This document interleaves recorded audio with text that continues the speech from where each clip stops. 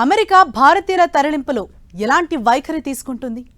ఎందుకంటే 10 రోజుల క్రితం అక్రమంగా అక్కడ ఉంటున్న ఇండియన్స్ ని తీసుకువచ్చిన సందర్భంగా చేతులకు సంకెళ్లు వేశారు. దానిపై తీవ్రంగా విమర్శలు వచ్చాయి. ఓవైపు అమెరికా అధ్యక్షుడు ట్రంప్ మన ప్రధానికి ఎంతో దగ్గరంటూ ఇలా చేయటం ఏంటని ఎక్కువ మంది జీర్ణించుకోలేకపోయారు. ఆ వివాదం అలా కొనసాగుతుండగానే ఇప్పుడు మరో 2 విమానాలు మనకు రాబోతున్నాయి. ఒకటి శనివారమే ల్యాండ్ అవ్వబోతోంది.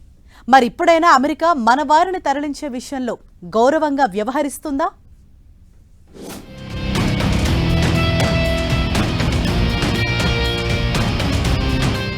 మన ప్రధాని మోదీ సమక్షంలోనే డిపోర్టేషన్ కొనసాగుతుందని చెప్పిన ట్రంప్ దానికి ముందే 2 విమానాలను ఇండియా పంపేశారు. అయితే ఈ వ్యవహారంపై పంజాబ్ ప్రభుత్వం మండిపడుతోంది. కావాలనే అమృత్సర్లో విమానాలను ల్యాండ్ చేస్తున్నారని, ఇది తమ ప్రభుత్వం పంజాబ్ ప్రతిష్టను దెబ్బతీసేందుకేనంటూ ఆ రాష్ట్ర మంత్రి హర్పాల్ సింగ్ చీమా ఆరోపించారు.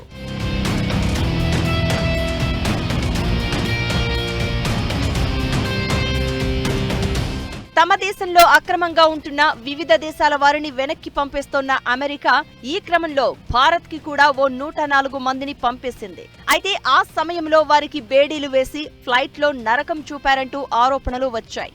మన విదేశాంగ శాఖ ఇది అమెరికాకు సంబంధించిన పాలసీ అని చెప్పుకొచ్చింది. అయితే మన వారితో మర్యాద పూర్వకంగా మెలిగేలా చర్యలు తీసుకుంటామని పార్లమెంటులోనే ప్రకటించింది. ఇప్పుడు వస్తోన్న 2 విమానాల్లో వచ్చేవారు ఏ పరిస్థితుల్లో వస్తున్నారు అన్న సమాచారం లేదు.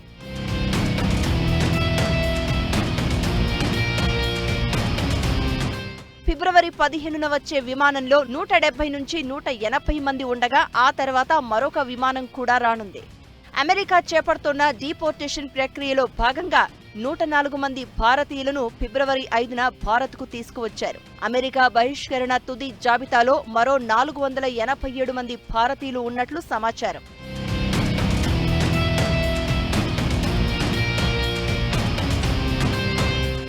అయితే వస్తున్న ఫ్లైట్లను ఢిల్లీలో కాకుండా అమృత్సర్లో దింపడం ద్వారా అక్రమంగా అమెరికాకు వెళ్లిన వారు పంజాబ్ వారే అనే అభిప్రాయం కలుగుతుందని పంజాబ్ ప్రభుత్వం అభ్యంతర పెడుతోంది.